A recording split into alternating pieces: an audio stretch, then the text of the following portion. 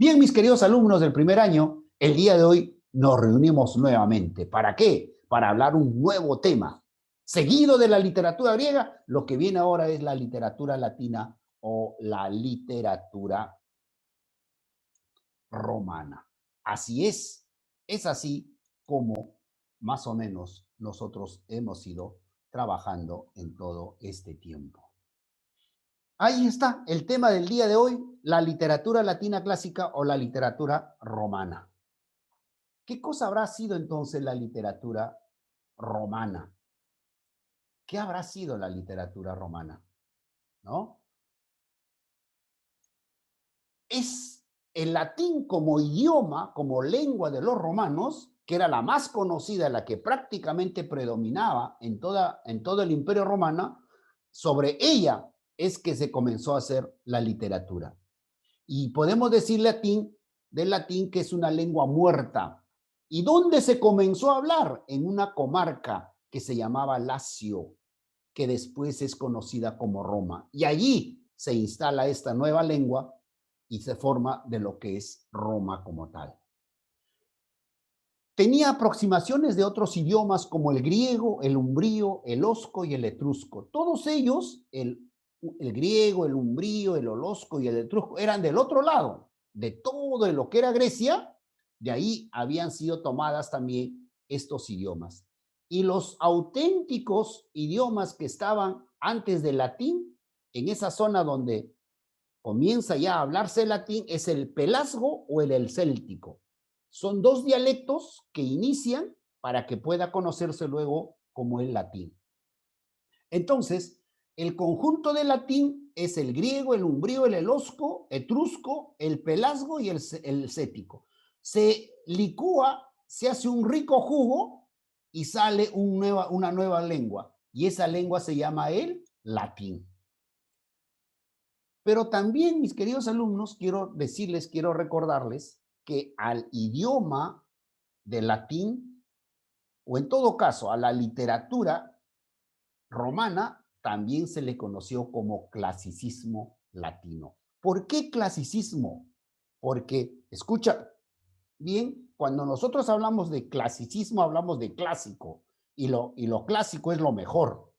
En este caso, hablamos de Grecia y Roma. Roma, por eso, se le conoce como el clasicismo latino en este caso. ¿Cuáles habrán sido sus características? Las características principales, mis queridos alumnos, de lo que fue la literatura latina es que los romanos lo que les interesaba era la cuestión práctica y utilitaria. Por eso que la literatura romana era práctico y utilitario. Pero también fue el principal vehículo de transmisión de la literatura griega. Entonces, en otras palabras, podemos decir que los romanos siguieron o es la continuación de la literatura griega.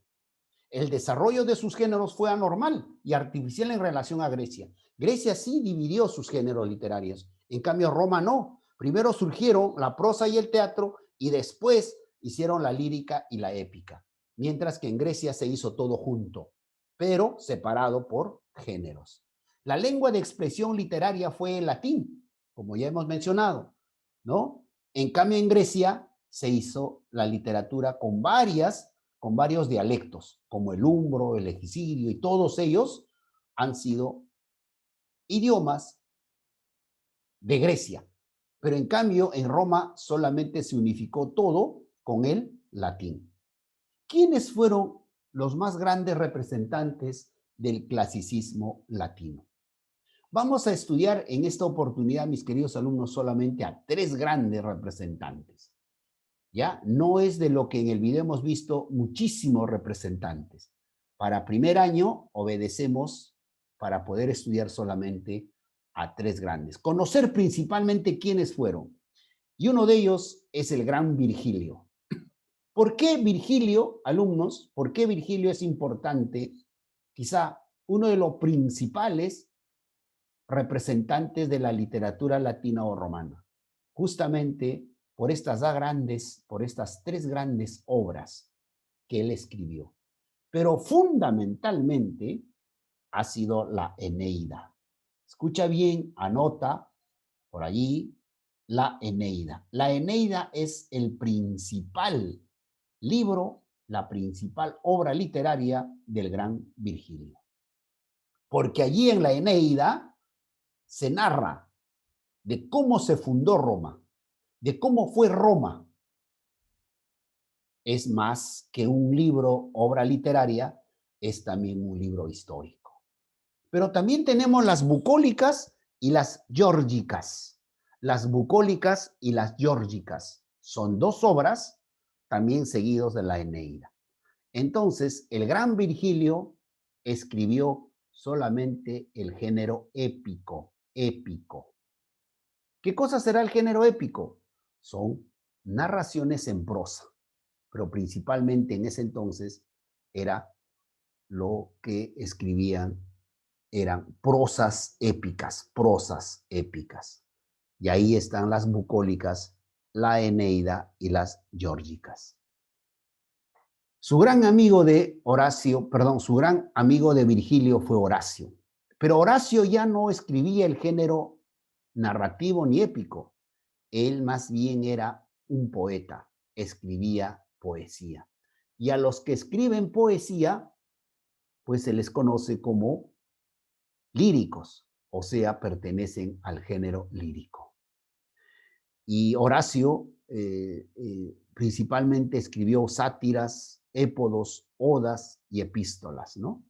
Eso fundamentalmente escribió el gran Horacio.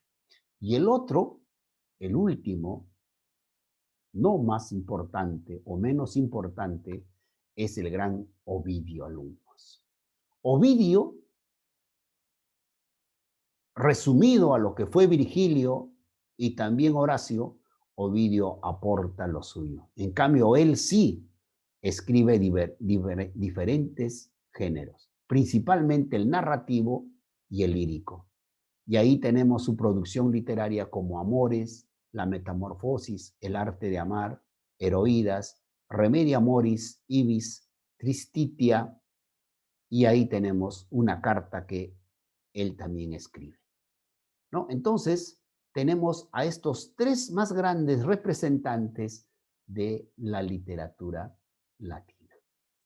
En conclusión, mis queridos alumnos, podemos decir que la literatura latina o romana, pues es considerado también literatura clásica. ¿Por qué? Porque todo el mundo civilizado posterior a Grecia y Roma, muchas cosas se toma de estas dos grandes civilizaciones. Por ejemplo, de Roma, ¿qué cosa toma el mundo occidental? En todo caso, nosotros. La república, por ejemplo. ¿La república qué cosa es?